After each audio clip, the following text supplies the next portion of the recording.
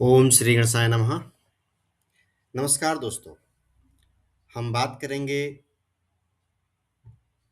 राशि मार्च 2026 के राशिफल की। इस महीने ग्रह स्थिति बहुत ही महत्वपूर्ण और प्रभावशाली है।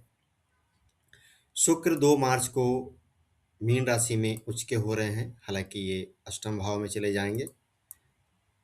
सूर्य भी 15 मार्च को मीन राशि में प्रवेश करेंगे। 11 मार्च से गुरुदेव मार्गी हो जाएंगे, जो कि आपके एकादश भाव में है।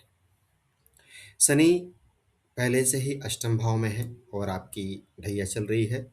इस महीने रिश्तों, करियर और स्वास्थ्य में बड़े उतार चढ़ाव देखने को मिल सकते हैं। आइए विस्तार से जानते हैं कि मार्च 2026 आपके लिए क्या संकेत लेकर आया है। बात करें स्वास्थ्य की, तो इस समय केतु आपकी लग्न राशि में है। शनि 8वें भाव में ढैया दे रहे हैं, जिससे मानसिक बेचैनी, थकान, नींद की समस्या, आत्मविश्वास में कमी महसूस हो सकती है। मंगल राहु का अंगारक योग अचानक चोट, ब्लड प्रेशर या गुस्से से जुड़ी समस्या दे सकता है। सावधानी रखें, वाहन चलाते समय सतर्क रहें। योग, प्राणायाम और सूर्य को अर्घ देना आपके लिए लाभकारी रहेगा। बात करें धन की, तो गुरु 11वें भाव में हैं, जो कि लाभ के नए मार्ग प्रशस्त करेंगे, खासकर 11 मार्च के बाद जब वे मार्गी हो जाएंगे। आय में वृद्धि देखने को मिलेगी। पुराने अटके पैसे मिलने के योग बन रहे हैं। परिवार से धन लाभ या नेटवर्किंग से भी लाभ मिलेगा। इस महीने हो सकता है कि आपको अच्छे इंक्रीमेंट मिले और यदि आपका प्रमोशन ड्यू है तो उसके भी चर्चे हो सकते हैं, वो भी संभव है और वहाँ से भी लाभ मिलता हुआ दिखेगा, क्योंकि शनिदेव अष्टम से करियर के भाव को भी देख रहे हैं और जैसे ही यहाँ पर शुक्रदेव आएंगे आएंगे तो ये स्थिति थोड़ी शुभ हो जाएगी। बात करते हैं परिवार की, तो परिवार भाव के स्वामी की स्थिति मिश्रित फल दे रही है। परिवार में वाद विवाद की स्थिति बन सकती है। माता के स्वास्थ्य का विशेष ध्यान रखें।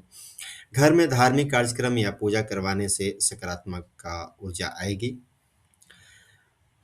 मंगल यहाँ पर राहु के साथ हैं, तो वाणी का विशेष ध्यान रखें, क्योंकि परिवार में गलतफहमी हो सकती है। आपकी वाणी के कारण, आपके क्रोध के कारण यहाँ समस्याएं उत्पन्न होती हुई दिख रही हैं।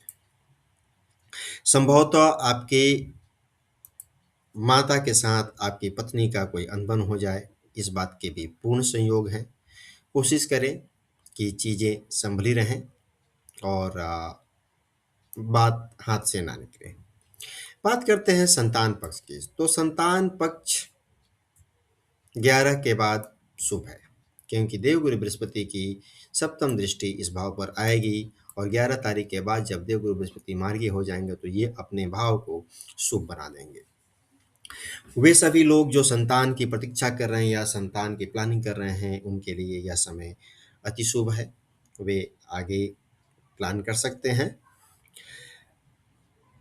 बच्चों की रचनात्मकता बढ़ेगी, उनकी ज्ञान पाने की लालसा भी बढ़ेगी। वे अगर प्रतियोगी परीक्षा की तैयारी कर रहे हैं तो उनमें सफलता के मार्ग प्रशस्त होंगे और खेल-कूद में भी वे बेहतर प्रदर्शन करेंगे, खास करके ऐसे खेल-कूद जो कि दिमाग से जुड़े हुए, जैसे कि चेस।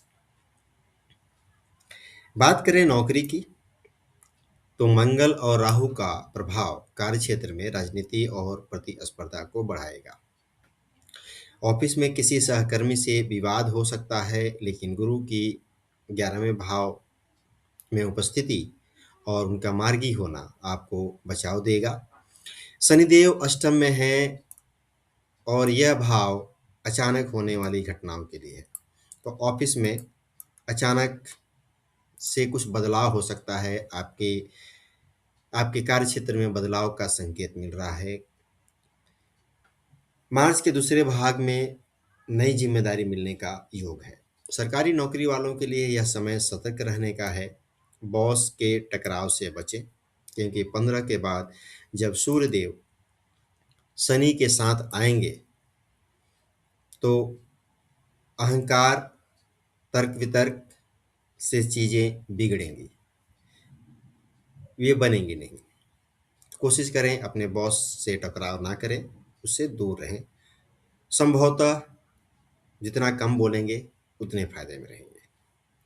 बात करें व्यापार की, तो सातवें भाव में बुध, सूर्य, शुक्र, मंगल और राहु, यह बहुत बड़ा योग बना रहा है।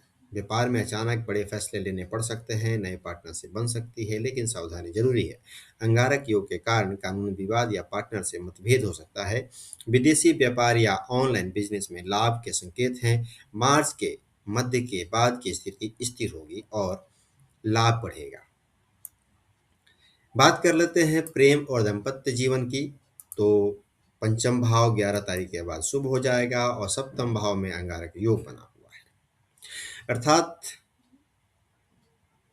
प्रेम के लिए जहां यह महीना एक तरह से शुभ होते हुए दिख रहा है, वहीं दाम्पत्य जीवन के लिए यह महीना उतना अच्छा नहीं है। मंगल और राहु की युति आपके दाम्पत्य जीवन को प्रभावित करेगी।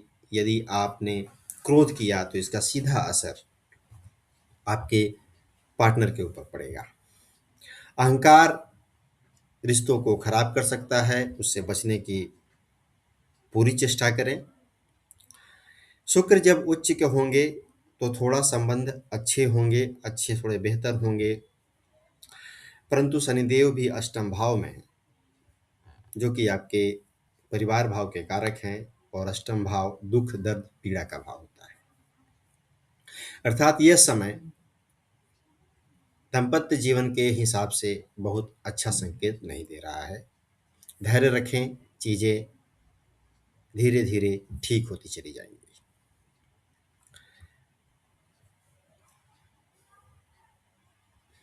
बात करते हैं कि इस महीने को और अच्छा कैसे करें, क्या उपाय करें। तो शुक्रवार को सफेद वस्त्र का दान करें, ओम नमः शिवाय का जप करें, पति पत्नी एक साथ मंदिर में दर्शन करने जाएं, शक और जासूसी से दूर रहें। ओम संग शनिश्चराय नमः का जप आपके लिए लाभकारी होगा।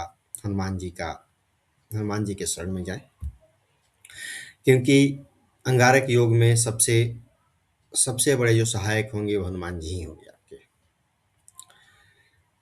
शनिवार को पीपल के पेड़ के नीचे सरसों के तेल का दीपक जलाएं, इससे आपको ढैया में राहत मिलेगी।